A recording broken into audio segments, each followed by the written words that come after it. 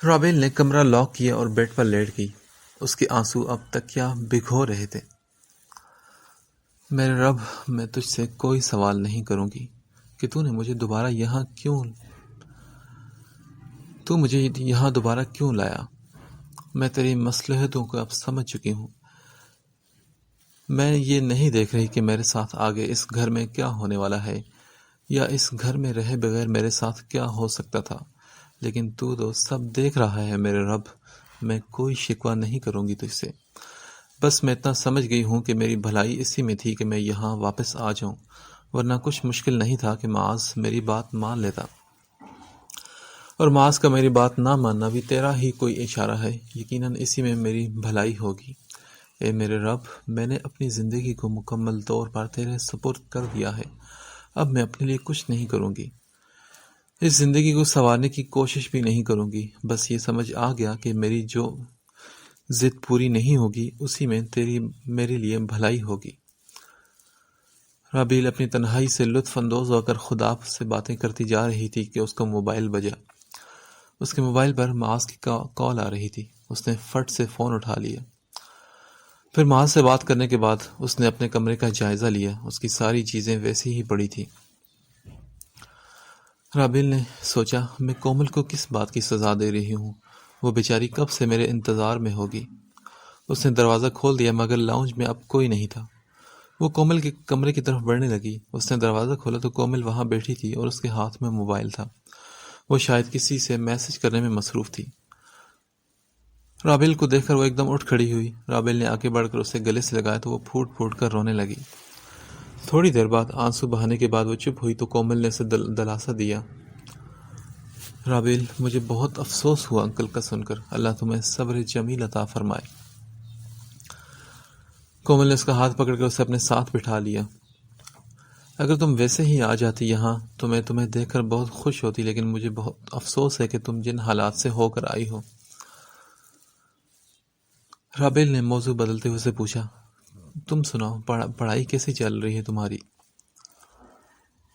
تمہارے بغیر تو بہت مشکل تھی پڑھائی۔ تم پڑھاتی تھی تو تب ہی جا کر مجھے سمجھ آتا تھا، ورنہ تم تو جانتی ہو کہ میں تمہاری طرح لائق نہیں ہوں۔ مجھے پڑھائی کے لیے بہت زیادہ محنت کرنی پڑتی ہے۔ تم تو نیچرلی اتنی ٹیلنٹڈ ہو، ایک بار پڑھ لیتی ہو اور سب کچھ سمجھ جاتی ہو۔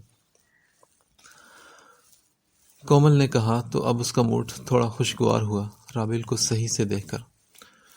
ہاں، اور مجھ جیسے لائق فائق لوگ ہی اکثر بڑی مار بھی کھا جاتے ہیں، رابیل نے کھوئے ہوئے انداز میں کہا۔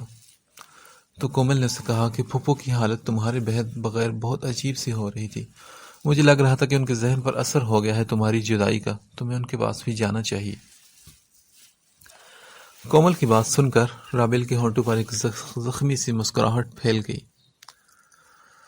رابیل، تم نے اپنا نمبر بھی آف کر دیا، ہم سے سارے رابطے ہی ختم کر دیے، اس طرح سے اچانک چلی گئی تم۔ میں نے کتنا روکا تھا، مگر پتہ نہیں تمہیں کیا ہو گیا تھا۔ تمہیں ہم میں سے کسی کی کوئی بات بری لگی تھی کیا؟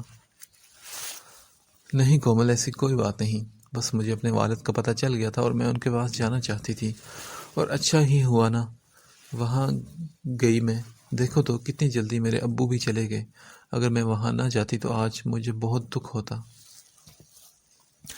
ہاں رابیل، بالکل تم صحیح کہہ رہی ہو۔ پھر وہ دونوں کافی دیر تک باتیں کرتی رہی۔ ملازمہ نے آ کر اطلاع دی کہ کھانا لگ چکا ہے اور بیگم صاحبہ سب کو باہر بلا رہی ہیں۔ نوری، میرا کھانا میرے کمرے میں لے آنا، میرے سر میں بہت درد ہو رہا ہے۔ رابیل نے نوری کو ہدایت دی اور وہاں سے اٹھ کر اپنے کمرے میں چلی گئی۔ عبدالہادی اپنے دوست کے گھر میں رہنے کے بعد کافی دیر بعد واپس آیا تو سب کھانا کھانے میں مشغول تھے، لیکن رابیل وہاں نظر نہیں آ رہی تھی۔ اس نے دل میں سوچا کہ ضرور میڈم میرے سامنے نہیں آنا چاہتی، اور وہ بھی کھانے پر بیٹھ گیا۔ صوفیہ نے عبدالہادی کی طرف دیکھتے ہوئے کہا، پھپھو، مجھے یہاں آئے 3 دن ہو چکے ہیں، مگر ابھی تک کسی نے مجھے سمندر نہیں دکھایا۔ آسیہ بیگم نے فوراً عبدالہادی کو حکم سنایا، عبدالہادی، کل تم ہر حال میں وقت نکال کر صوفیہ کو سمندر دکھانے لے جاؤ گے۔ ہادی نے بے بس نگاہوں سے آسیہ کی طرف دیکھا اور پھر سر ہاں میں ہلا دیا۔ مرتا کیا نہ کرتا۔ میں تمہاری وجہ سے 3 دن سے یہاں ذلیل ہو رہی ہوں۔ اب دیکھو، میں نے بھی تمہیں دن میں تارے نہ دکھائے تو میرا نام صوفیہ نہیں، مسٹر کھڑوس۔ صوفیہ نے دل ہی دل میں عہد کیا۔ اپنے آپ سے باتیں کرتے ہوئے اس نے اس بات پر غور ہی نہیں کیا تھا کہ یہ ارادہ کرتے وقت اس کے چہرے کے زاویے کس طرح تبدیل ہو رہے تھے۔ کبھی آنکھیں چھوٹی ہو جاتی تو کبھی دانت جمانے لگتی۔ کسی نے اس سے نوٹ نہیں کیا تھا سوائے نوفل کے۔ جیسے جیسے اس کے چہرے کے زاویے بدلتے جا رہے تھے ویسے نوفل بھی اس کی نقل اتار رہا تھا۔ تم تو مجھے سمندر گھماؤ گے، میں تمہیں پورا کا پورا گول گھما دوں گی۔ وہ ہادی کی طرف دیکھتے ہوئے ویسے ہی اپنے چہرے کے زاویے بگاڑ رہی تھی کہ اچانک سے نوفل بول پڑا۔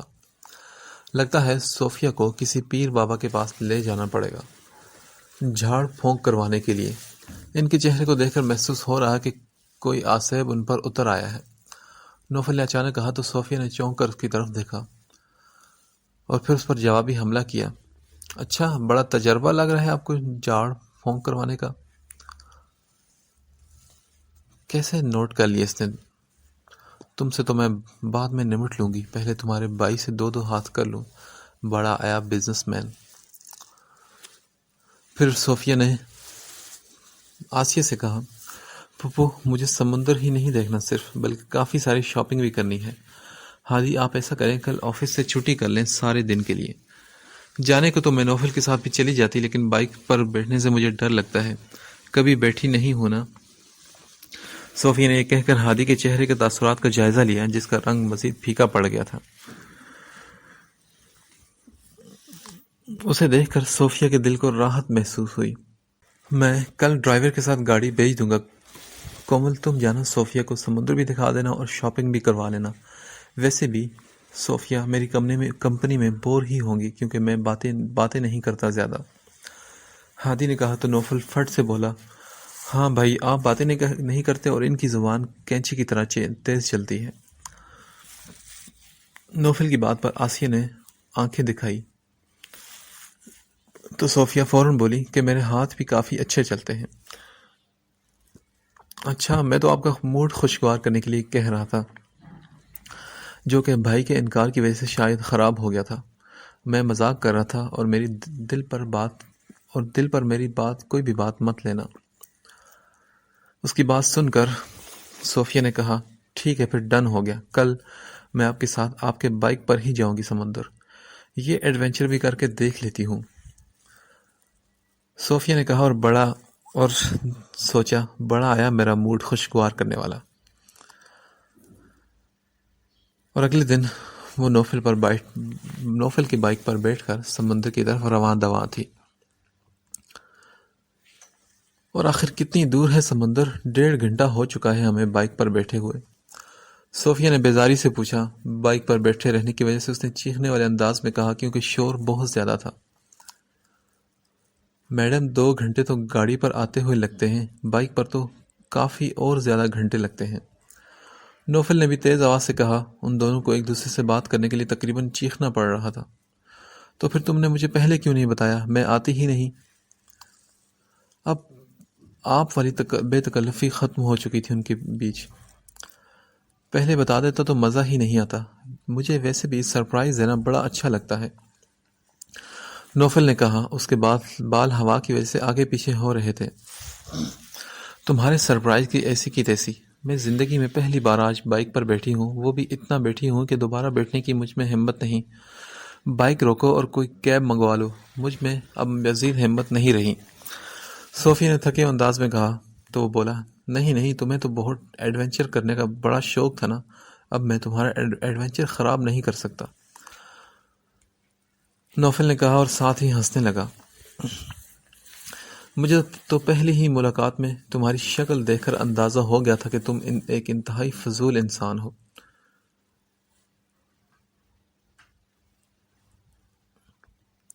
لیکن اتنا فضول ہوگے اس بات کا اندازہ نہیں تھا مجھے۔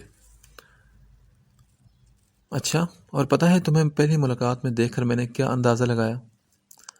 نوفل نے اسے تجسس میں مبتلا کرتے ہوئے کہا۔ کیا اندازہ لگایا؟ بتاؤ مجھے، صوفیہ نے دلچسپی سے پوچھا۔ وہ اپنی ذات گرامی کے متعلق لگائے جانے والے اندازوں کے بارے میں بہت پرجوش تھیں۔ اچھا چھوڑو، کل بتاؤں گا۔ نہیں نوفل، ابھی بتاؤ مجھے۔ کہا نہ کل۔ نوفل، تم اتنے گرے ہوئے انسان ثابت ہو گئے، مجھے اندازہ نہیں تھا۔ صوفیہ نے غصے سے کہا تو وہ بولا، ارے کون سی گری ہوئی حرکت کر دی میں نے؟ نوفل نے حیرت سے پوچھا، کسی کو اس طرح سے سسپنس میں ڈال دینا کون سی شرافت ہے؟ یہ شریف لڑکوں کا شیوا نہیں ہے، سمجھے؟ ٹھیک ہے، تو پھر میں شریف لڑکا ہوں ہی نہیں، نوفل نے کہا اور پھر سے ہنسنے لگا۔ ہاں، اور تمہاری بدماشی تو آج مجھ پر آشکار ہو گئی ہے، صوفیہ نے اسے کندھے پر مکہ مارتے ہوئے کہا تو وہ بولا، آرام سے، میں گرا تو بچوں کی تم بھی نہیں۔ اور پھر بالآخر سمندر پر وہ لوگ پہنچ گئے۔ یہ لو صوفیہ میڈم، آ گیا تمہارا سمندر۔ ہاں شکریہ تمہارا، اب ایسا کرو کہ اس سمندر میں مجھے ڈبو کر مار ہی ڈالو۔ کیوں؟ نوفل نے حیرت سے پوچھا تو وہ بولی، کیونکہ اب مجھ میں مزید 3 گھنٹے کا سفر کر کے واپس جانے کی ہمت نہیں ہے، اور وہ بھی تمہاری اس پھٹیچر بائک پر۔ سوری، میں ایسا نہیں کر سکتا، کیونکہ ایسا کرنے سے دنیا میں ایک حسین لڑکی کی کمی ہو جائے گی۔ نوفل یہ کہہ کر آگے بڑھا۔ دونوں نے اپنی جینز کے پانچے فولڈ کیے۔ ہوا کا مقابلہ کرتے ہوئے وہ آگے بڑھنے لگے۔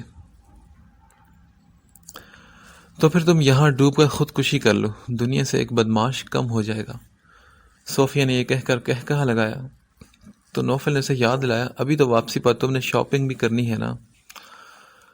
ہاں، تو کفن بھی خرید لینا میرے لیے اب، کیونکہ بائک پر میں زندہ نہیں پہنچ پاؤں گی گھر، صوفیہ نے چڑھ کر کہا تو واپسی پر نوفل نے اس کی حالت پر ترس کھاتے ہوئے اس کے لیے ایک کیب منگوا لی اور بائک دوست کے گھر چھوڑ دیا، جس کا گھر سمندر کے قریب تھا۔ 2 دن ہو گئے تھے عبدالہادی کا اس سے سامنا نہیں ہوا تھا۔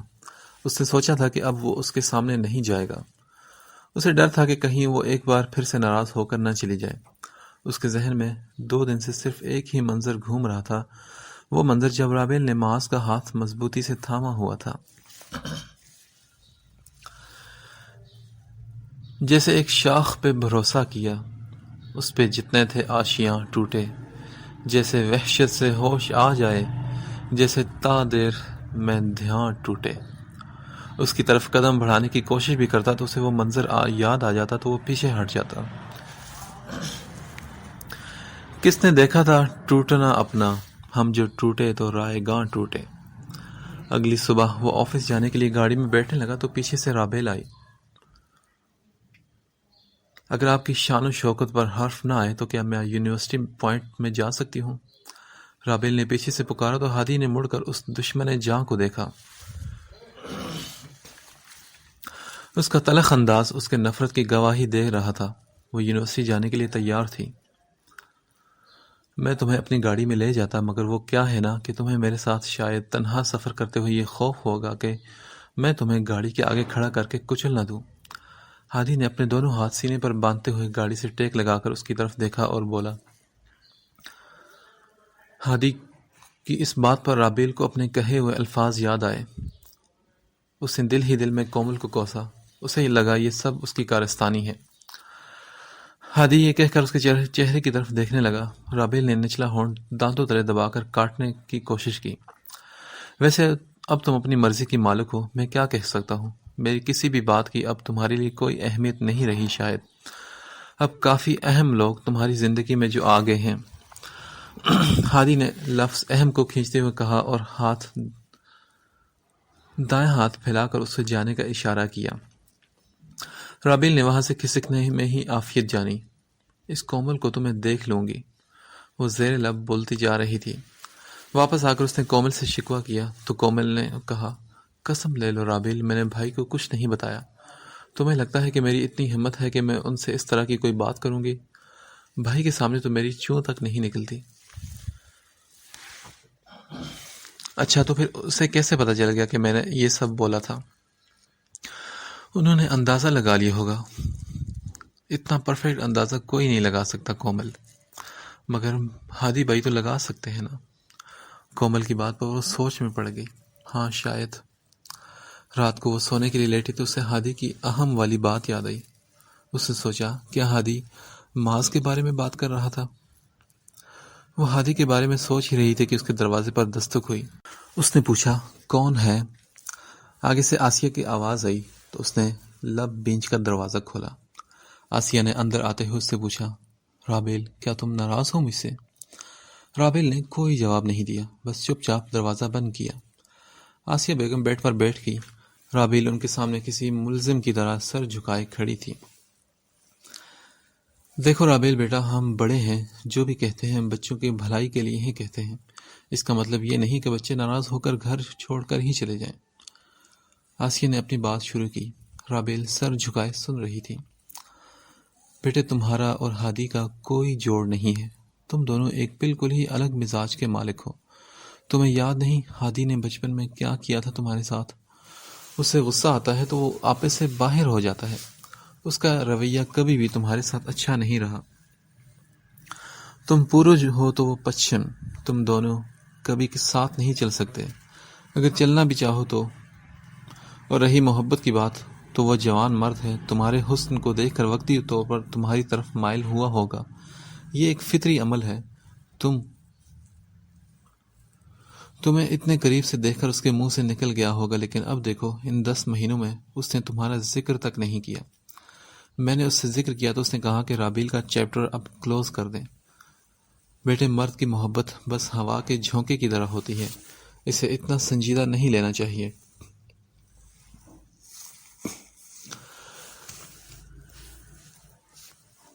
میرا بی پی اس دن بڑا ہوا تھا۔ میں مانتی ہوں کہ میں نے غلط الفاظ کا استعمال کیا۔ میں انسان ہوں، کبھی کبھی دماغ کام کرنا چھوڑ دیتا ہے۔ میں نے جان بوجھ کر وہ الفاظ استعمال نہیں کیے تھے، بس میرے منہ سے پتہ نہیں کیسے نکل گئے۔ میں تم سے معافی مانگتی ہوں اس سب کے لیے۔ آسی نے کہا اور اٹھ کر رابیل کو گلے سے لگا لیا، مگر رابیل کے وجود میں کوئی حرکت نہیں ہوئی تھی۔ میری بچی، اب تو ناراضگی ختم کرو، باہر نکلو، کھانا کھاؤ سب کے ساتھ۔ گھر میں مہمان آئی ہوئی ہے، وہ کیا سوچے گی؟ ہمیں اپنی ذاتی رنجشیں باہر کے لوگوں پر ظاہر نہیں کرنی چاہیے۔ آسیہ نے رابیل کے ماتھے پر بوسہ دیا اور وہاں سے چلی گئی۔ ان کے جانے کے بعد رابیل کو ان کے آنے کا اصل مقصد سمجھ میں آ گیا تھا۔ رابیل نے دروازہ بند کیا اور دروازے کے ہینڈل کو تھامے کھڑی سوچ میں چلی گئی۔ کچھ لمحے بعد وہ آ کر بیڈ پر لیٹ گئی اور پنکھے کو دیکھنے لگی۔ اس کی نظریں کہیں اور سوچ کہیں اور بھٹک گئی تھی۔ کیوں انسان اچھا ہونے کے باوجود زندگی کے کسی موڑ پر آ کر ضد پر اڑ جاتا ہے؟ کیوں؟ آخر کیوں انسان حسد میں مبتلا ہو جاتا ہے؟ میں سمجھ گئی ہوں پھوپھو کہ اب آپ ضد پر آ چکی ہیں۔ آپ مجھ سے پیار تو کرتی ہیں، میرے بغیر رہ بھی نہیں سکتی۔ آپ مجھے اس گھر میں بھی رکھنا چاہتی ہیں، لیکن آپ مجھے ہادی کے ساتھ نہیں دیکھنا چاہتی۔ یہ سوچتے سوچتے اس کے لبوں پر ایک زخمی مسکراہٹ آ گئی۔ آپ جانتی تھی پھوپھو کہ اگر آپ ہادی سے کچھ کہتی تھی وہ آپ سے بدگمان ہو جاتا اور ضد پر اڑ جاتا۔ بدگمان تو میں بھی ہوئی، لیکن آپ میری بدگمانی برداشت کرنے کا حوصلہ رکھتی ہیں۔ ہادی کو کھونے کا حوصلہ آپ میں نہیں ہے۔ فرق صرف اپنے اور پرائی کا ہے پھوپھو۔ آپ حسد میں مبتلا ہو گئی ہیں۔ آپ سے یہ برداشت نہیں ہو رہا کہ ہادی نے آپ کے علاوہ کسی کو اتنی اہمیت کیوں دی۔ آپ سے یہ برداشت نہیں ہو رہا کہ ہادی نے مجھے خود پسند کیا۔ اگر ہادی مجھے خود پسند نہ کرتا تو آپ ہادی سے کہتی کہ وہ مجھے اپنا لے، مگر انسان ہے نا آپ۔ یہ انسان الجھے ہوئے دھاگوں کا ایک جال ہے۔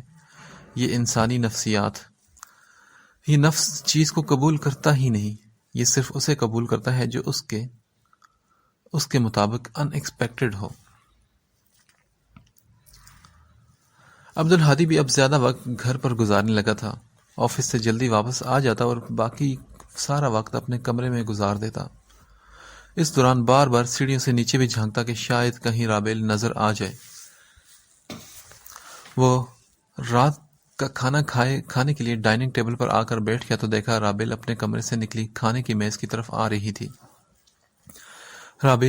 ہادی تو بس اسے دیکھے رہ گیا۔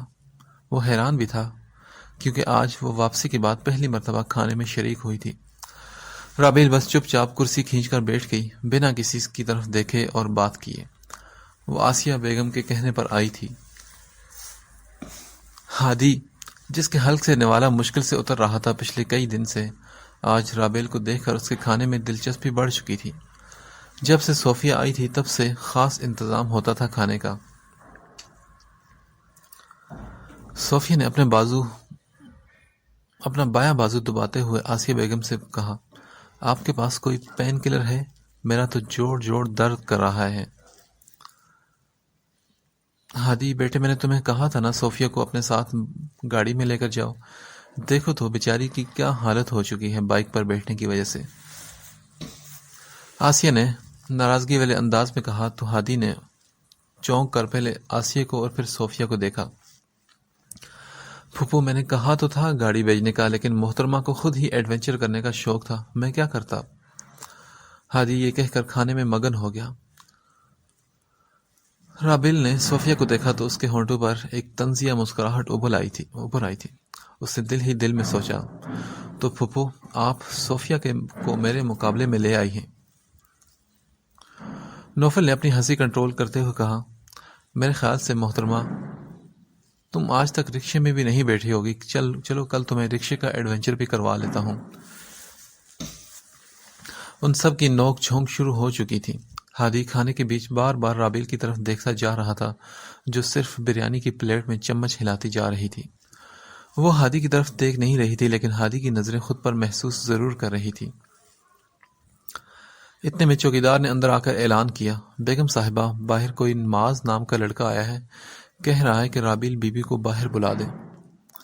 رابیل نے سنا تو فوراً اٹھ کھڑی ہوئی، میں آتی ہوں۔ نوفل نے کہا، ولایت، انہیں اندر بلا لیتے آپ۔ مگر رابیل نے اسے روکا، نہیں نوفل، میں باہر لان میں اسے بٹھاتی ہوں، کسی کام سے آیا ہوگا، میں ذرا مل کر آتی ہوں اس سے۔ آسیہ بیگم نے رابیل سے کہا، نہیں رابیل، وہ تمہارا کزن ہے، اس طرح سے باہر اس کو بٹھانا اچھا نہیں ہے، اسے اندر بلا لو، ہمارے ساتھ کھانے میں بھی شامل ہو جائے گا۔ نہیں پھپھو، وہ اندر نہیں آئے گا، اس دن بھی میں زبردستی اسے ساتھ لے کر آئی تھی۔ رابیل یہ کہہ کر باہر چلی گئی۔ ہادی جو اب تک کھانے سے لطف اندوز ہو رہا تھا، اس کا حلق تک کڑوا ہو چکا تھا معاذ کی آمد کا سن کر۔ تھوڑی ہی دیر بعد رابیل اندر آئی، اس کے ہاتھ میں کوئی لفافہ تھا۔ وہ تیزی سے اپنے کمرے میں چلی گئی تاکہ کوئی اس لفافے کے متعلق سوال نہ کر سکے۔ نوفل نے کہا، ویسے معاذ بہت اچھا لڑکا ہے، میرے ساتھ یونیورسٹی میں پڑھتا ہے اور مجھ سے جونیئر ہے، پڑھائی میں بہت زیادہ ہوشیار ہے اور پوزیشن ہولڈر بھی رہ چکا ہے کالج میں، اخلاق کا بھی کافی اچھا ہے۔ یہ ساری معلومات اس نے معاذ کے متعلق اکٹھی کی تھی جب رابیل اس گھر میں گئی تھی۔ کھانے کے بعد کومل رابیل کے کمرے میں چلی آئی اور ادھر ادھر کی باتیں کرنے لگی اور پوچھا، رابیل، وہ جو تمہارا کزن ہے کیا نام ہے اس کا؟ معاذ، یہی نام ہے نا؟ کومل مطلب کی بات پر فوراً آئی تھی، ہاں کومل، یہی نام ہے۔ رابیل نے موبائل سے سر اٹھا کر اسے دیکھا اور پھر موبائل میں مگن ہو گئی۔ کیا وہ تمہاری کلاس میں پڑھتا ہے؟ ہاں، پچھلی یونیورسٹی میں میرے ساتھ پڑھتا تھا، لیکن اب میں نے وہ یونیورسٹی چھوڑ دی ہے اور دوسری یونیورسٹی میں ایڈمیشن لے لیا ہے۔ اچھا، مجھے بھی وہ یونیورسٹی بہت پسند ہے، میں بھی وہیں ایڈمیشن لوں گی، کومل نے کہا تو رابیل نے مطلبی مسکراہٹ اپنے ہونٹوں پر سجا کر کومل کو دیکھا۔ اچھا، تمہیں یونیورسٹی پسند ہے یا یونیورسٹی میں پڑھنے والا کوئی لڑکا؟ نہیں رابیل، میں تو یونیورسٹی کی بات کر رہی ہوں، تم کس کی بات کر رہی ہو؟ کومل نے گھبرا کر کہا تو وہ بولی، تمہاری باتوں سے مجھے محسوس ہوا ہے کہ تمہیں معاذ میں غیر معمولی دلچسپی محسوس ہو رہی ہے، کیا یہ سچ ہے کومل؟ صدا کی دل پھینک کومل نے فوراً کہا، ہاں ویسے ایک بات تو ہے، تمہارا کزن ہے بہت ہی گڈ لکنگ۔ اس کی بات سن کر رابیل ہنسنے لگی۔ اچھا، لیکن وہ تمہارا آئیڈیل ہیرو تو نہیں؟ بڑی سی گاڑی والا، کروڑوں کی جائیداد کا مالک، سوٹڈ بوٹڈ وغیرہ وغیرہ۔ ارے تم ہی نے تو کہا تھا کہ ہر سوٹڈ بوٹڈ انسان ہیرو نہیں ہوتا، کومل نے اسے یاد دلایا۔ اچھا، اس کا مطلب ہے کہ میری پیاری سی چھوٹی سی بہن مکمل طور پر معاذ صاحب پر فدا ہو چکی ہے۔ یہ تو مجھے نہیں پتا، لیکن اچھا برا لگا مجھے۔ اس کے بات کرنے کا انداز، اس کے دیکھنے کا انداز کتنا سوبر تھا، کتنا ڈیسنٹ ہے وہ، وہ عام لڑکوں سے بالکل مختلف ہے اور اس کی ایک شخصیت میں ایک سحر ہے۔ جیسے جیسے وہ بولتا جا رہا تھا میں حیرت سے اسے دیکھتی جا رہی تھی کہ جیسے کوئی جادوگر ہو جو آئے اور جادو کر کے چلا جائے۔ کومل بے خیالی میں بولے جا رہی تھی اور رابیل اس کی کوئی ہوئی شکل دیکھتی جا رہی تھی۔ اس کی بات ختم ہونے پر وہ پھر زور زور سے ہنسنے لگی تو کومل نے پوچھا تم ہنس کیوں رہی ہو؟ ارے پگلی میں تمہاری باتوں پر ہنس رہی ہوں۔ اتنی مشکل باتیں کرنے لگی ہو تم، کہاں سے سیکھی ہیں تم نے یہ باتیں؟ اور پھر وہ دونوں کافی دیر تک باتیں کرتی رہی۔ کومل نے باتوں باتوں میں رابیل کا موبائل لیا فوٹوز دیکھنے کے بہانے، پھر جلدی سے معاذ کا نمبر نوٹ کر کے اپنے موبائل میں سیو کیا اور وہاں سے چلی گئی۔ رابیل نے یہ سب دیکھ لیا تھا۔ عبدالہادی غصے سے اپنے کمرے میں چکر کاٹتا جا رہا تھا۔ اس کی سمجھ میں کچھ نہیں آ رہا تھا کہ وہ کیا کرے۔ اس نے تو سوچا تھا کہ وہ اب کبھی بھی رابیل سے محبت کی بھیک نہیں مانگے گا، لیکن اسے معاذ اور رابیل کا یوں ملنا برداشت بھی نہیں ہو رہا تھا۔ بالآخر اپنی انا کو توڑتا وہ اس کے پاس چلا آیا۔ وہ انتظار میں تھا کہ سب سو جائیں تو وہ رابیل سے دو ٹوک بات کرے۔ رات کا 1 بج رہا تھا۔ اس نے اسی طرح رابیل کے دروازے پر دستک دی۔ رابیل کچی نیند سے جاگ کر دروازے تک آئی اور پوچھا کون ہے، تو آگے سے عبدالہادی نے کہا میں ہوں۔ رابیل کی تو نیند ہی اڑ گئی اس کی آواز سن کر۔ غصے سے اس کا چہرہ لال پیلا ہو گیا۔ اس نے ایک جھٹکے سے دروازہ کھولا اور بولی چلے جائیں آپ یہاں سے ورنہ میں چیخ کر سب کو جگا دوں گی۔ رابیل نے دھمکی دی لیکن عبدالہادی پر کوئی اثر نہیں ہوا۔ وہ دروازہ دھکیل کر اندر داخل ہوا اور دروازہ بند کر دیا، اور اس بار اس نے کمرے کا لاک لگا لیا۔ رابیل نے اس کی حرکت کو دیکھا تو پھر سے تپ گئی اور کہا یہ کیا حرکت ہے، جائیں آپ یہاں سے۔ رابیل میں چلا جاؤں گا، بس تم سے ایک ضروری بات کرنے آیا ہوں۔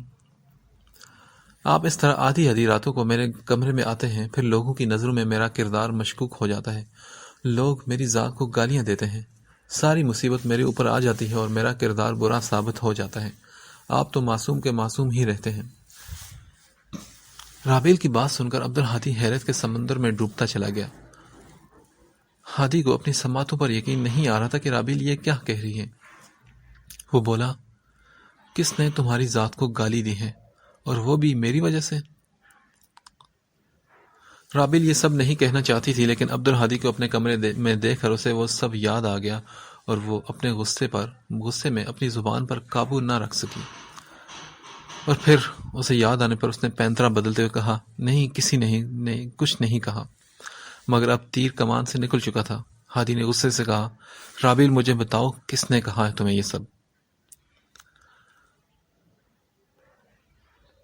رابیل نے دیکھا کہ اس کی آنکھیں اور اس کا چہرہ غصے سے لال ہو چکا تھا۔ وہ خاموش رہی تو اس نے کہا رابیل تم مجھے خود بتاؤ گی یا میں ابھی سارے گھر والوں کو یہاں اکٹھا کر کے سب کے سامنے تم سے یہ سوال پوچھوں؟ بتاؤ مجھے کس نے تم سے ایسی بات کہی ہے، اور تم مجھے جانتی ہو میں واقعی ایسا ہی کروں گا اور ابھی اور اسی وقت کروں گا۔ ہادی کی دھمکی سن کر رابیل ڈر گئی۔ وہ جانتی تھی کہ وہ غصے میں کچھ بھی کر سکتا ہے۔ وہ کہنے لگی ہادی میں آپ کے سامنے ہاتھ جوڑتی ہوں، اس وقت پلیز میرے کمرے سے نکل جائیں، ورنہ ایک بار پھر مجھے یہ گھر چھوڑنا پڑے گا آپ کی وجہ سے۔ میں خود بھی یہاں رہنا نہیں چاہتی۔ اپنے کردار کے بارے میں اتنی گھٹیا بات سن کر میں یہاں رہ بھی نہیں سکتی۔ میں مجبوری میں یہاں آئی ہوں کچھ دنوں کے لیے۔ جیسے ہی معاذ مجھ سے نکاح کے لیے تیار ہو جائے گا میں یہاں 1 منٹ بھی نہیں رکوں گی۔ رابیل نے نکاح کی بات کر کے تو گویا ایک اور ہی دھماکہ کر دیا تھا ہادی کے سر پر۔ تمہارا مطلب ہے تمہیں کسی نے کچھ نہیں کہا جس کی وجہ سے تم یہ گھر چھوڑ کر چلی گئی؟ اب مجھے بتانا پسند کرو گی کہ کس نے تم سے یہ سب کہا، یا میں خود معلوم کر لوں؟ ہادی نے اس کی آنکھوں میں دیکھ کر کہا تو وہ بولی اگر آپ آدھی رات کو میرے کمرے میں آ کر میرا ہاتھ پکڑ کر مجھ سے اظہار محبت کریں گے تو کوئی دیکھے گا تو پھر بدگمان ہی ہوگا نا، مگر افسوس ہے کہ سارا الزام میری ذات کو دیا گیا۔ رابیل نے اس کی آنکھوں میں دیکھ کر کہا اور پھر نظریں دوسری طرف پھیر لیں۔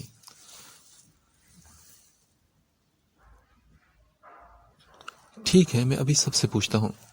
ہادی یہ کہہ کر ایک دم دروازے کی طرف پلٹا اور اسے کھولنے لگا تو رابیل نے اس کا بازو پکڑ کر اسے روکا۔ ہادی روکے، میں بتاتی ہوں آپ کو، پلیز تماشا مت کریں، پہلے ہی میرا بہت تماشا بن چکا ہے آپ کی وجہ سے۔ رابیل نے کہا تو ہادی رک گیا۔ اس نے اپنے بازو کو دیکھا جسے رابیل نے پکڑا ہوا تھا، پھر ہوش میں آئے تو ایک جھٹکے سے چھوڑ دیا۔ مجھے بتاؤ رابیل، اور کیا کچھ ہوا ہے تمہارے ساتھ اس گھر میں میری وجہ سے؟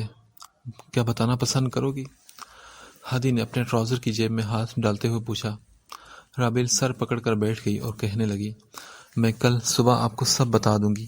آپ پلیز اس وقت میرے کمرے سے چلے جائیں، ورنہ پھر سے میرے سر پر مصیبت آن کھڑی ہوگی۔ میں قسم کھا کر کہتا ہوں رابیل کہ میں صبح تک یہیں کھڑا رہوں گا جب تک تم مجھے ساری بات نہیں بتا دیتی۔ مجھے قطعاً کسی کی کوئی پرواہ نہیں۔ ہادی بھی اپنی ضد پر اڑ چکا تھا۔ ٹھیک ہے، میں بتاتی ہوں، لیکن آپ مجھ سے وعدہ کریں کہ آپ اس بات کا ذکر گھر میں کسی سے بھی نہیں کریں گے، خاص کر آسیہ پھوپھو سے۔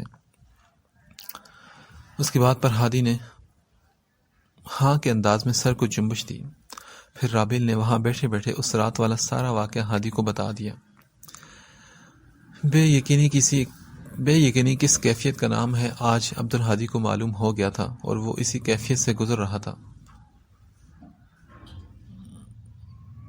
ساری بات سننے کے بعد وہ کافی دیر تک خاموش کھڑا رہا، رابیل کو دیکھتا رہا۔ رابیل نے اس کی طویل خاموشی کو محسوس کیا تو نظریں اٹھا کر اس کی طرف دیکھا۔ وہ ابھی بھی اسے دیکھ رہا تھا۔ وہ اس انتظار میں تھی کہ ہادی کچھ بولے، مگر وہ چپ چاپ کھڑا رہا۔ تو تم اس وجہ سے گھر چھوڑ کر چلی گئی؟ اور میں پچھلے 10 مہینے سے یہ سوچ رہا تھا کہ تم میری محبت کو ٹھکرا کر گئی ہو۔ تمہیں اندازہ بھی ہے رابیل کہ یہ 10 مہینے میں نے کس اذیت میں گزارے ہیں؟ کچھ احساس ہے تمہیں؟ ہادی نے دکھ سے کہا تو وہ بولی، تو اور کیا کرتی میں؟ اتنا سب کچھ سننے کے بعد میرا اس گھر میں رہنا بنتا نہیں تھا۔ رابیل، تمہیں ذرا بھی احساس نہیں کہ تم نے میرے ساتھ کیا کیا ہے؟ میں نے تمہیں کتنی کالز کی، کتنے میسیج بھیجے، تم نے جواب تک نہیں دیا۔ میری کیا حالت تھی ان 10 مہینوں میں تم سوچ بھی نہیں سکتی۔ میں تم سے اظہار محبت نہیں کرنے آیا تھا اس رات، میں تم سے صرف اپنے کیے گئے معافی مانگنے آیا تھا۔ کافی دنوں سے میں ایک کشمکش میں تھا، مجھے سمجھ نہیں آ رہی تھی کہ میرے اندر کیا جنگ چل رہی ہے، اور میں تم سے کیا کہنا چاہ رہا تھا، لیکن بے اختیار ہی میری زبان سے وہ الفاظ ادا ہو گئے۔ تب مجھے احساس ہوا کہ ہاں، میں تم سے تو یہی کہنے آیا تھا۔ تم نے اپنا سوچا، زمانے کا سوچا، پھوپھو کا سوچا، لیکن افسوس تم نے ہادی کا نہیں سوچا رابیل۔ ہادی کی آنکھوں کے کنارے اب تر ہو چکے تھے۔ میں نے سوچا تھا، بہت بار سوچا تھا، یہاں سے جاتے وقت، وہاں رہتے ہوئے، واپس آتے ہوئے، ان 10 مہینوں میں نے صرف ہادی کو ہی سوچا تھا۔ یہ 10 مہینے صرف آپ ہی نہیں بلکہ میں نے بھی ایک اذیت میں گزارے ہیں ہادی، مگر میں نے سارے رابطے ختم کر دیے، کیونکہ مجھے اپنی عزت، اپنی سیلف ریسپیکٹ سب سے زیادہ عزیز تھی۔ ہادی اب اس کے قدموں کے قریب آ کر بیٹھ گیا۔ رابیل، میں نے ساری زندگی کبھی خوشی نہیں دیکھی، میں نے بچپن سے محرومیاں دیکھی ہیں۔ والدین کے مابین محبت دیکھنے کو ترستا رہا۔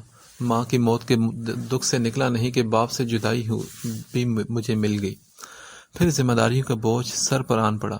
ایک پل، ایک لمحہ، یہ زندگی میرے لیے اذیت ہی اذیت تھی۔ کبھی یہ زندگی مجھ پر اور کسی طور پر مہربان نہیں ہوئی۔ اگر آج تم نے بھی مجھے ٹھکرا دیا تو رابیل، اب میں مزید زندہ نہیں رہ پاؤں گا۔ ایک واحد خوشی میرے پاس تمہاری محبت کی صورت میں آئی ہے، اور میں تمہارے ساتھ جینا چاہتا ہوں۔ تم نے ساتھ نہیں دیا تو بس عبدالہادی کا یہ آخری دکھ ہوگا۔ اس کے بعد دکھ سہنے کے لیے میں زندہ نہیں رہ سکتا۔ ہادی اس کے قدموں میں بیٹھ کر یہ کہتا جا رہا تھا، اور آنسو اس کے بہتے جا رہے تھے۔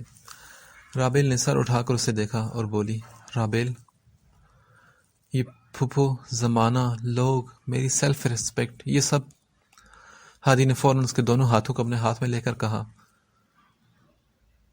میں آخری بار پوچھ رہا ہوں تم سے رابیل، پھوپھو، زمانہ، لوگ، تمہاری سیلف ریسپیکٹ یا پھر عبدالہادی، تم کس کو سلیکٹ کرو گی؟ رابیل نے کچھ ساتیں سوچنے کے بعد جواب دیا، عبدالہادی۔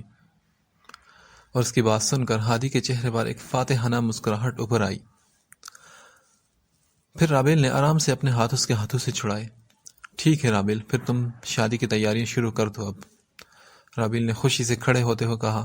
تو وہ بولی، میں کیسے ابھی شادی کر سکتی ہوں؟ کیوں، ابھی کیا ہوا ہے؟ ہادی، ابھی میرے ابو کو فوت ہوئے دن ہی کتنے ہوئے ہیں؟ ہاں سوری رابل، مجھے یاد ہی نہیں رہا۔ رابل نے دکھ سے کہا، ہادی آپ نے تو افسوس بھی نہیں کیا مجھ سے میرے ابو کی وفات پر۔ رابل، آئی ایم سوری، میں کرنا چاہتا تھا، مگر جس طرح سے تم معاذ کا ہاتھ پکڑ کر آئی تھی نا، میں کچھ بول ہی نہیں پایا۔ لیکن ہادی میں ڈری ہوئی تھی اس دن، اس لیے میں نے اس کا ہاتھ پکڑا ہوا تھا۔ رابل نے کہا تو ہادی نے کہا، اچھا خیر، ہم اگلے سال ہی دھوم دھام سے شادی کریں گے، لیکن ہمارا نکاح کل ہی ہوگا۔ نکاح؟ وہ بھی کل؟ لیکن کیوں؟ رابل کو حیرت ہوئی۔ کیونکہ رابل، مجھے تم پر بھروسہ نہیں ہے بالکل بھی۔ اچانک کوئی کہہ دے گا تم سے کچھ اور تم پھر سے مجھے چھوڑ کر چلی جاؤ گی۔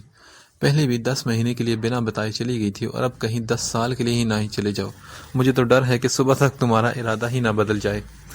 سرپھری ہو تم بھی، تمہارا کوئی بھروسہ نہیں ہے، اس لیے میں تمہیں نکاح جیسے بندھن میں اپنے ساتھ باندھ کر رکھنا چاہتا ہوں، اور ویسے بھی نیک کام میں دیر نہیں کرنی چاہیے۔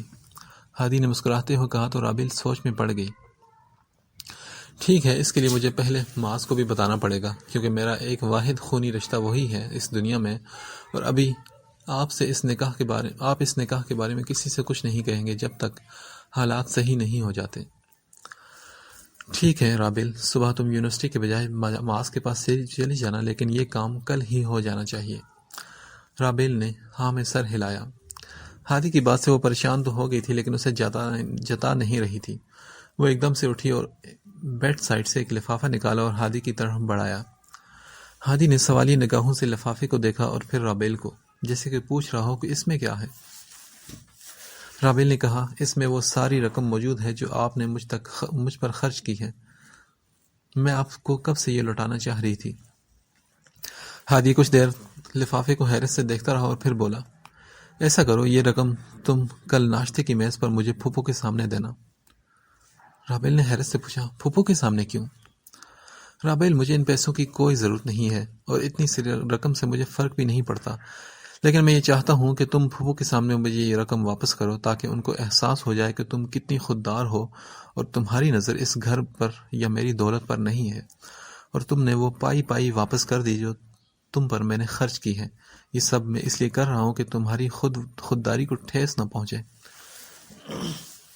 ہادی نے کہا تو رابل کی آنکھ بھر آئی۔ لیکن ناشتے کی میز پر تو صوفیہ بھی ہوگی، اور انہوں نے کہا تھا کہ ہمیں صوفیہ کے آگے اپنے گھر کے معاملات ڈسکس نہیں کرنے چاہیے۔ ہادی اس کی بات سن کر کچھ پل سوچتا رہا، پھر بولا، ٹھیک ہے، میں ان کے کمرے میں جب جاؤں گا تو تمہیں میسج کر دوں گا، تم ان کے سامنے آ کر مجھے یہ دے دینا، اور ہاں، دیتے وقت اپنا لہجہ ذرا سخت رکھنا۔ لہجہ کیوں سخت رکھوں؟ رابل نے پوچھا تو وہ بولا، بس جیسا جیسا میں کہتا جاؤں، آج کے بعد تم ویسے ویسے کرتی جانا۔ میری وجہ سے تمہیں تکلیف پہنچی ہے تو اب میں ہی اس کا ازالہ کروں گا۔ ہم اگر ایک دم سے پھوپھو کے سامنے اپنی شادی کا اعلان کریں گے تو یقیناً ان کی طبیعت خراب ہو جائے گی۔ ہمیں آہستہ آہستہ ان کو قائل کرنا ہوگا۔ سب سے پہلے تو انہیں یہ جتانا ہوگا کہ ہماری بیچ کچھ بھی نہیں آئی سمجھ؟ ہاں میں سمجھ گئی آپ کی بات۔ چلو میں چلتا ہوں، اب اللہ کرے صبح تک تم اپنے ارادے پر قائم رہو۔ ہادی نے دعا کے انداز میں ہاتھ بلند کیے اور ہنسنے لگا۔ ہاں ٹھیک ہے، اب جائیں آپ، ورنہ کسی نے دیکھ لیا تو کل نکاح کے بجائے میرا جنازہ نہ پڑا جائے۔ ہادی کے جانے بعد وہ واش روم تک گئی اور اپنے ہاتھوں کو دھونے لگی۔ باہر آ کر ہاتھ تولیے سے پہنچے اور پھر اپنے ہاتھوں کو دیکھنے لگی۔ اے اللہ، ہمیں معاف کر دے، ہم دونوں ایک کمزور لمحے کی زد میں آ گئے اور ایک دوسرے کے ہاتھ پکڑ لیے۔ رابل نے اپنے ہاتھوں کو دیکھ کر کہا، ہاتھ تو میں نے اس دن معاذ کا بھی پکڑا تھا، پھر مجھے یہ احساس اس وقت کیوں نہیں ہوا؟ شاید اس لیے کہ اس کا ہاتھ پکڑتے ہوئے میرے دل میں چور نہیں تھا۔ رابل نے یہ سوچا اور لائٹ بجھا کر سو گئی۔ مگر نیند تو اس کی دور بھاگ چکی تھی، کیونکہ ایک نئی آزمائش اس کی منتظر تھی۔ میں معاذ کو کیسے بتاؤں گی یہ سب، اور وہ کیسے راضی ہوگا؟ پھوپھو کی باتیں سننے کے بعد میں نے یہ سوچا تھا کہ ہادی دنیا میں آخری انسان بھی ہو تب بھی میں اس سے شادی نہیں کروں گی، لیکن آج اس کی حالت دیکھ کر مجھے افسوس ہو رہا ہے کہ کیوں میں دوسروں کی وجہ سے اسے چھوڑ کر چلی گئی اور سارے رابطے بھی ختم کر دیے۔ اس بیچارے نے تو مجھے کتنے میسج بھیجے، کتنی معافی مانگی۔ کبھی کسی کے آگے نہ جھکنے والا عبدالہادی میرے آگے ہاتھ جوڑ کر کھڑا تھا۔ اس رات اس کے اندر عاجزی تھی۔ ہم سے نفرت کرنے والوں کی بات تو ہم منٹوں میں مان لیتے ہیں، لیکن جو ہم سے محبت کرتے ہیں اور جو ہمارے منتظر ہوتے ہیں، ہم ان کو تنہا چھوڑ کر چلے جاتے ہیں صرف اس لیے کہ ہمیں اپنی سیلف ریسپیکٹ عزیز ہوتی ہے، اور ایسا کرتے وقت ہم محبت کرنے والوں کا نہیں سوچتے کہ وہ ہمارے پیچھے ہمارے لیے کتنا رو رہے ہوں گے۔ رابل کو اب بہت افسوس ہو رہا تھا۔ دوسری جانب عبدالہادی خوشگوار موڈ میں سیڑھیاں چڑھتا ہوا اپنے کمرے میں چلا آیا۔ وہ بیڈ پر لیٹ کر مسکراتا جا رہا تھا۔ نہ جانے کتنے سال بعد وہ دل سے مسکرایا تھا۔ اسے تو یہ بھی یاد نہیں تھا کہ وہ آخری بار کب اتنا خوش تھا۔ نہ جانے کب مسکراتے مسکراتے اسے نیند آ گئی۔ اگلے دن رابیل کی ساری بات سننے کے بعد معاذ نے اسے پوچھا، اچھا تو تم عبدالہادی سے شادی کرنا چاہتی ہو؟ عبدالہادی بھی مجھ سے شادی کرنا چاہتا ہے۔ ہاں تو ایک ہی بات ہوئی نا، تم دونوں ایک دوسرے سے شادی کرنا چاہتے ہو۔ معاذ، میں نے اسے ہاں تو کر دی ہے، لیکن میں بہت پریشان ہوں کیونکہ میری سمجھ میں کچھ نہیں آ رہا، میں پھپھو کا سامنا کیسے کروں گی؟ معاذ نے اسے کہا، رابیل، ہم سے نفرت کا اظہار کرنے والے لوگ ہر قدم پر ہمیں ملتے ہیں، لیکن ہم سے محبت کا اظہار کرنے والے لوگ زندگی میں صرف ایک بار ہی ملتے ہیں۔ ہاتھ جھٹکنے والے بہت ہوتے ہیں، لیکن ہاتھ تھامنے والا قسمت والوں کو ہی ملتا ہے۔ میرا ماننا ہے کہ جو محبت سے اپنا ہاتھ آپ کی طرف بڑھائے تو فوراً اس کا ہاتھ تھام لو، اور جہاں تک بات آسیہ پھوپھو کی ہے تو وہ وقتی طور پر تم سے حسد میں مبتلا ہیں، وہ بھی ٹھیک ہو جائیں گی، لیکن اگر تم نے اس شخص سے شادی نہیں کی جس سے تم محبت کرتی ہو تو تمہارے لیے بہت مسئلہ ہو جائے گا، کیونکہ پھر تمہیں ایک ایسے انسان کے ساتھ زندگی گزارنا پڑے گی جس سے تم محبت نہیں کر سکتی۔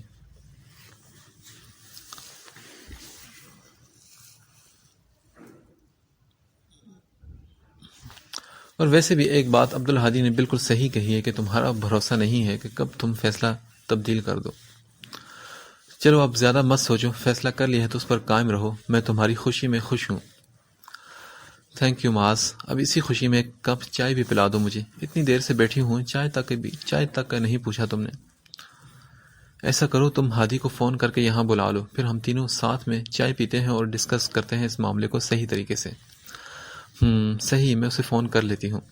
رابل نے یہ کہہ کر ہادی کو فون ملایا۔ اچھا معاذ، ایک بات تو بتاؤ، اگر تمہیں معلوم ہو جائے کہ ایک لڑکی اچانک تمہیں دیکھ کر تمہاری محبت میں گرفتار ہو چکی ہے تو تمہارا رد عمل کیا ہوگا؟ رابل نے یہ پوچھا اور معاذ کے چہرے کی تاثرات دیکھنے لگی تو وہ بولا، مجھے دیکھ کر اب تک بہت سی لڑکیوں کو مجھ سے پہلی نظر میں محبت ہو چکی ہے اور وہ اس بات کا اظہار بھی کر چکی ہیں، تم کوئی نئی بات کرو۔ معاذ نے بیزاری سے جواب دیا تو وہ بولی، ہاں لیکن اگر وہ عام سی لڑکی، محلے کی کوئی لڑکی نہ ہو بلکہ کوئی محلوں میں رہنے والی لڑکی ہو تو؟ رابل نے کہا تو اس نے جواب دیا، میرے لیے ایک عام سی لڑکی کی سچی محبت کی اہمیت زیادہ ہوگی بنسبت محلوں میں رہنے والی کی۔ معاذ، اگر اس لڑکی کی محبت واقعی سچی محبت ہو تو؟ تب بھی نہیں رابل، کیونکہ اس کو محل چھوڑ کر میرے اس غریب خانے میں آنا ہوگا، اور مجھے یہ پسند نہیں کہ میری وجہ سے کسی کی آسائشیں چھن جائیں۔ معاذ، یہ بات تو غلط ہوئی نا، کیا محلوں میں رہنے والوں کا دل سچا نہیں ہو سکتا؟ کیا اس کا قصور صرف یہ ہے کہ وہ محلوں میں پیدا ہوئی اور وہاں رہتی ہیں، صرف اس وجہ سے تم اس کی محبت کو ریجیکٹ کر دو گے؟ رابل، پھر تم مجھے کیوں محبت پر لیکچر دے رہی ہو صبح سے؟ کیا صرف امیر ہونا اس کا قصور ہوگا؟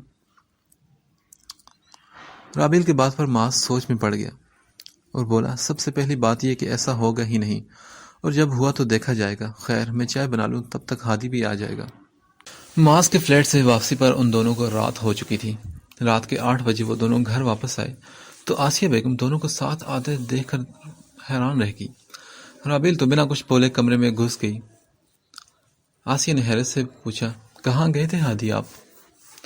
میں آپ کی چہیتی کو پک کرنے گیا تھا، اپنے کزن کے فلیٹ میں تھی صبح سے، پھر مجھے میسج کیا کہ آفس سے واپسی پر اسے گھر لیتا ہوں۔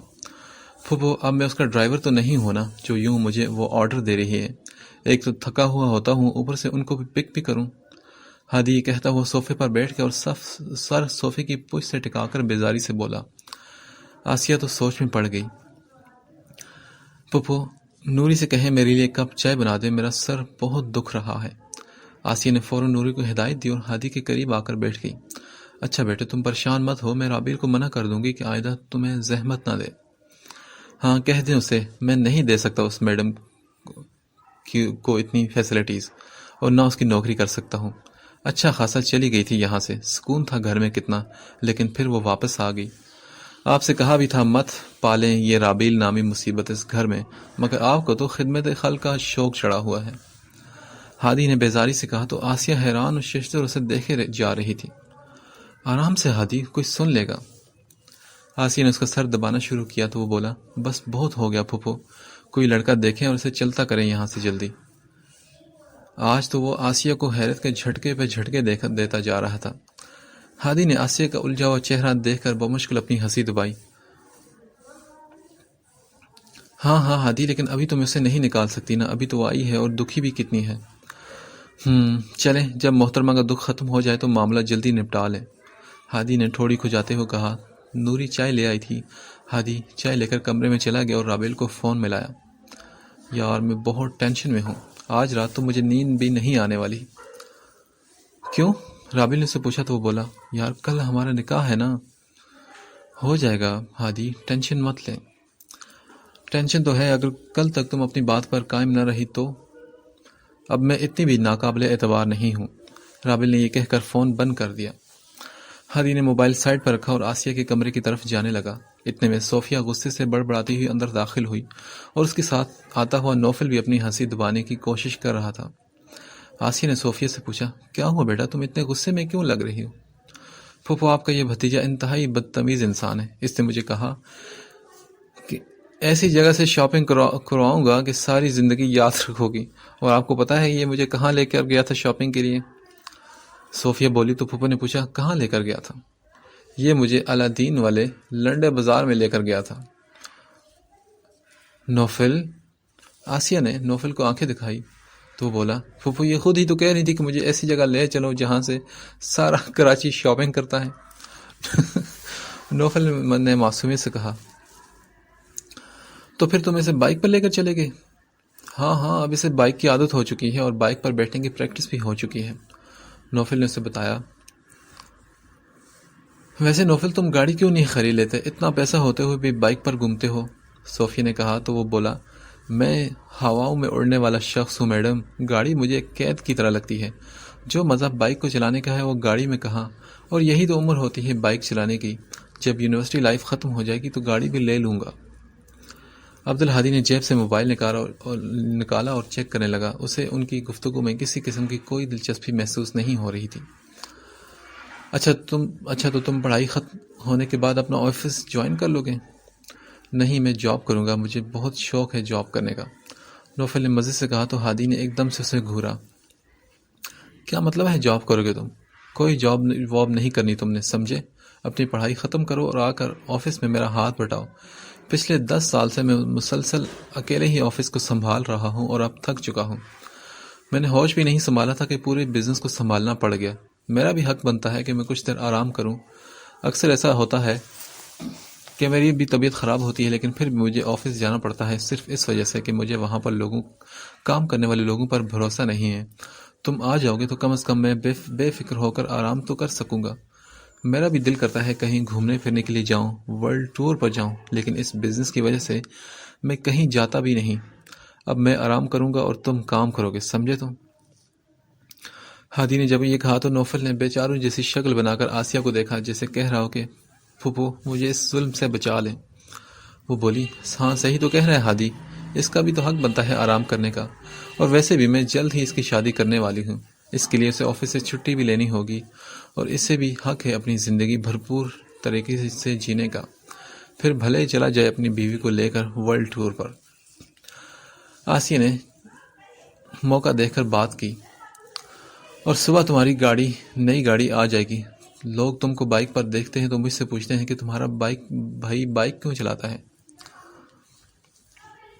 شادی کی بات پر عبدالہادی کل والے منظر میں کھو گیا تھا، جب اس نے نکاح کا جوڑا زیب تن کر رکھا تھا۔ امام صاحب نے بنیادی نکات ادا کرنے کے بعد رابیل سے پوچھا تھا، کیا آپ کو یہ نکاح قبول ہے؟ رابیل نے ایک نظر عبدالہادی کی طرف دیکھا جو اس کو دیکھ کر مسکرا رہا تھا اور اس کے جواب کو منتظر تھا۔ پھر رابیل نے دوسری نظر معاذ پر ڈالی جیسے کہ اجازت چاہ رہی ہوں۔ ایک پل کو اس سے محسوس ہوا کہ یہ معاذ نہیں ریاض صدیقی بیٹھے ہیں جن کی طرف دیکھ کر وہ نکاح قبول کرنے کی اجازت مانگنا چاہ رہی ہو۔ معاذ نے اس کے جذبات سمجھتے ہوئے ہاں کے انداز میں سر ہلایا۔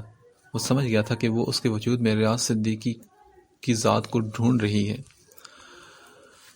رابیل نے تیسری مرتبہ کہا مجھے قبول ہے، اور ساتھ ہی اس کی آنکھوں سے بے اختیار آنسو چھلک پڑے۔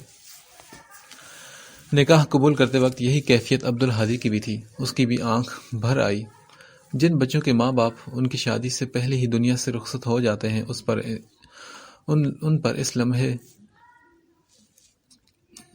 انہیں اس لمحے بہت شدت سے اپنے مرحوم والدین کی یاد آتی ہے۔ ایسے بچے خوشی کے لمحوں میں بھی مکمل طور پر خوش نہیں ہو پاتے۔ وہ اپنے دائیں بائیں دیکھتے ہیں کہ کاش اس وقت ان کے والدین ان کے پہلو میں بیٹھے ہوئے ان سے گلے لگتے، انہیں ماتھے پر بوسہ دیتے ہوں۔ اس خوبصورت لمحے میں جب پہلو میں بیٹھنے والا ان دونوں میں سے کوئی بھی نہ ہو تو دل بھر ہی آتا ہے۔ ان دونوں نے آج اپنی زندگی کا سب سے خوبصورت اقرار کیا تھا، قبول ہے۔ رات کا اندھیرا سورج کی روشنی کو الوداع کہتا غالب آ چکا تھا۔ صوفیہ آج واپس اسلام آباد چلی گئی تھی۔ آسیہ مایوس تھی۔ عبدالہادی نے صوفیہ میں کسی قسم کی کوئی دلچسپی نہیں دکھائی تھی اور نہ ہی صوفیہ نے عبدالہادی میں کوئی انٹرسٹ لیا تھا۔ آسیہ بیگم کو یہ دال بھی گلتی ہوئی محسوس نہیں ہو رہی تھی۔ صوفیہ کے علاوہ بھی بہت ساری لڑکیاں ان کی نظر میں تھی، لیکن یہ بات عبدالہادی کے ماننے کی نہیں تھی۔ رابیل جب سے آئی تھی آسیہ بیگم سے اس نے کوئی بات نہیں کی تھی، صرف ضرورت کے علاوہ۔ اور یہاں آتے ہی رابیل نے گھر کے کام شروع کر دیے تھے۔ وہ کھانا بنانے میں نوری کی مدد کر دیا کرتی، اور بھی بہت سارے ایسے کام تھے جو وہ کر دیا کرتی تھی۔ ایک رات رابیل آسیہ بیگم کے کمرے میں آئی اور ان سے کوئی بات نہیں کی، بس ان کی دوائیاں سنبھال کر رکھیں اور پانی کا جگ بھر کر سائڈ ٹیبل پر رکھا اور جانے لگی تو آسیہ بیگم نے اس کا ہاتھ تھام لیا۔ رابیل میرے پاؤں نہیں دباؤ گی؟ درد رہتا ہے بہت، کومل کو تو صحیح سے دبانا بھی نہیں آتا۔ آسیہ نے کہا تو رابیل چپ چاپ بیٹھ کر ان کے پاؤں دبانے لگی، لیکن ان کی طرف وہ دیکھ نہیں رہی تھی۔ وہ کسی گہری سوچ میں گم تھی۔ اتنے میں عبدالہادی بھی آ گیا تو رابیل اسے دیکھ کر وہاں سے اٹھ کر چلی گئی۔ ہادی اسے جاتا ہوا دیکھتا رہا، پھر آسیہ کے پاس بیٹھ گیا اور دونوں باتیں کرنے لگے۔ تھوڑی دیر بعد رابیل پھر واپس آئی تو اس کے ہاتھ میں ایک لفافہ تھا۔ یہ لیں وہ ساری رقم جو آپ نے مجھ پر آج تک خرچ کی ہے۔ رابیل نے لفافہ ہادی کی طرف پھینکتے ہوئے کہا تو آسیہ نے حیرت سے اسے دیکھا۔ رابیل یہ کہہ کر رکی نہیں اور جلد ہی وہاں سے پلٹ گئی۔ ہادی نے لفافہ کھول کر دیکھا تو اس میں ہزاروں روپے تھے۔ وہ آسیہ کو دکھانا چاہ رہا تھا اور وہ بولا، دیکھا آپ نے کتنی بدتمیز ہو چکی ہے یہ لڑکی، کیسے پیسے میرے منہ پر مار کر چلی گئی، کوئی لحاظ نہیں اسے، ایسے دکھا کر گئی ہے جیسے میں نے مانگے ہیں اس سے پیسے۔ ہادیہ نے آسی سے کہا تو وہ بولی، کیا تم نے مانگے تھے اس سے پیسے؟ پھوپھو کیا میں آپ کو ایسا لگتا ہوں کہ میں اس لڑکی سے پیسے مانگوں گا؟ وہ پیسے جو آپ کے کہنے پر میں نے خرچ کیے تھے اس پر۔ نہیں، میں تو ویسے ہی پوچھ رہی تھی۔ ہادی کے جانے کے بعد آسیہ بیگم سوچ میں پڑ گئی۔ انہوں نے سوچا کہ کہاں سے جمع کیے ہوں گے رابیل نے اتنے سارے پیسے اور کیسے؟ کیا اس نے کسی سے قرضہ لیا ہے؟ ضرور اس نے بینک سے لون لیا ہوگا۔ ان کو اب اپنے کیے پر بہت پچھتاوا ہو رہا تھا۔ رابیل کے ساتھ اچھا نہیں ہو رہا تھا اس گھر میں، مجھ سے بھی ناانصافی ہوگی اور ان پیسوں کا تو مجھے بھی بہت دکھ ہو رہا ہے۔ یہ سب اس نے میری اس رات والی باتوں کی وجہ سے کیا ہے۔ پتہ نہیں کیسے اس نے اکٹھے کیے ہوں گے اتنے زیادہ پیسے۔ آسیہ کی سوچوں کا سلسلہ ختم ہی نہیں ہو رہا تھا۔ وہ ایک دم سے اداس ہو چکی تھی۔ دوسری جانب معاذ کو بھی کسی انجان نمبر سے کوئی لڑکی روزانہ تنگ کرتے جا رہی تھی۔ پہلے تو معاذ اس کے میسیجز سے تنگ ہوا، مگر آہستہ آہستہ اسے اس کی عادت ہونے لگی۔ اس کی پیاری سی آواز، اس کی جادو بھری آواز اس کے حواسوں پہ چھانے لگی۔ اسے یہ گمان بھی نہیں تھا کہ یہ لڑکی اس کی کوئی جاننے والی بھی ہو سکتی ہے۔ معاذ صدیقی اس لڑکی کے متعلق سوچ کر تھک چکا تھا کہ آخر یہ لڑکی کون تھی جو اس کی ذاتی باتیں بھی اتنی زیادہ ڈیٹیل میں جانتی تھی، اور اس کی آواز پر اسے کچھ شک بھی ہونے لگتا تھا جیسے اس نے کہیں یہ سنی ہو۔ اور اس کا یہ شک اس دن یقین میں بدل گیا جب وہ رابیل سے ملنے وہاں گیا۔ وہ لان میں ہی موجود تھا جب کومل اپنی دوست سے فون پر باتیں کرتی اس کے قریب سے گزری۔ معاذ نے چونک کر اس کی طرف دیکھا۔ کومل کو معاذ کے آنے کا علم نہیں تھا۔ وہ لان میں جھولے پر بیٹھی فون پر اپنی دوست سے گپیں مار رہی تھی۔ وہی آواز، وہی انداز، وہی جل ترنگ سی ہنسی۔ اف، کیا یہ وہی ہے؟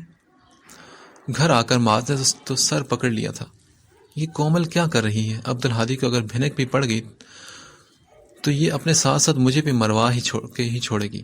معاذ اب واقعی پریشان ہو چکا تھا۔ وہ کافی عرصے سے کومل سے رابطے میں تھا۔ اگر اسے معلوم ہوتا کہ یہ عبدالہادی کی بہن ہے تو وہ ہرگز اسے جواب نہ دیتا، مگر اب تیر کمان سے نکل چکا تھا۔ اس رات فون پر معاذ نے اس سے کہا، کومل، کیا تمہیں اندازہ بھی ہے کہ تم نے میرے ساتھ کیا کیا ہے؟ کومل نے نہ سمجھے والے انداز میں کہا، میں نے کیا کیا ہے؟ تم جانتی ہو نا تمہارا بھائی کیسا ہے، پھر بھی تم نے مجھ سے رابطہ کیا اور اتنا عرصہ مجھ سے باتیں کی۔ اب اگر عبدالہادی کو معلوم ہوا کہ میں اس کی بہن کے ساتھ ساری رات باتیں کرتا ہوں تو تم مجھ سے بہتر جانتی ہو کہ وہ ہم دونوں کا کیا حشر کرے گا۔ وہ بولی، مجھے کچھ نہیں پتا معاذ، بس میں اتنا جانتی ہوں کہ میں آپ کے بغیر نہیں رہ سکتی۔ تم میرے ساتھ بھی نہیں رہ سکتی کومل، کیونکہ ہمارا کوئی جوڑ نہیں ہے۔ کیوں؟ کیا یہ کافی نہیں ہے کہ میں آپ سے محبت کرتی ہوں؟ کومل نے کہا تو معاذ نے گہری سانس لی اور بولا، اب یہ محبت کہاں سے آ گئی؟ تو آپ کو کیا لگ رہا ہے کہ میں دل لگی کر رہی تھی اتنے عرصے سے؟ کومل انصاری نے آج تک کسی کو خاطر میں نہیں لایا معاذ صدیقی، یہ محبت ہی ہے کہ میں خود آپ سے کہنے پر مجبور ہوں۔ معاذ نے سوچا کہ وہ تو صحیح تو کہہ رہی تھی، اسے کیا کمی تھی لڑکوں کی؟ وہ امیر گھر کی خوبصورت اور سٹائلش لڑکی تھی، وہ ہر لحاظ سے اچھی تھی، جس کے لیے ابھی سے رشتوں کی لائن لگ چکی تھی، لیکن عبدالہادی کو کوئی رشتہ اپنی اکلوتی بہن کے لیے بھا ہی نہیں رہا تھا۔ ایسی لڑکی اگر اتنے سارے لڑکوں کو چھوڑ کر معاذ صدیقی کے آگے بچھی جا رہی ہے تو وجہ صرف محبت ہی ہو سکتی ہے۔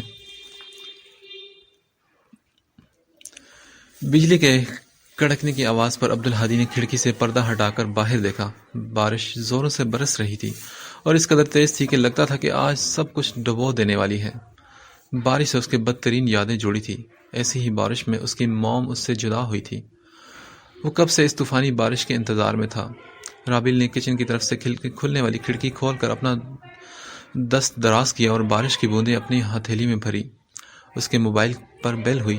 ہادی کا میسج تھا۔ اس نے پیغام کھولا۔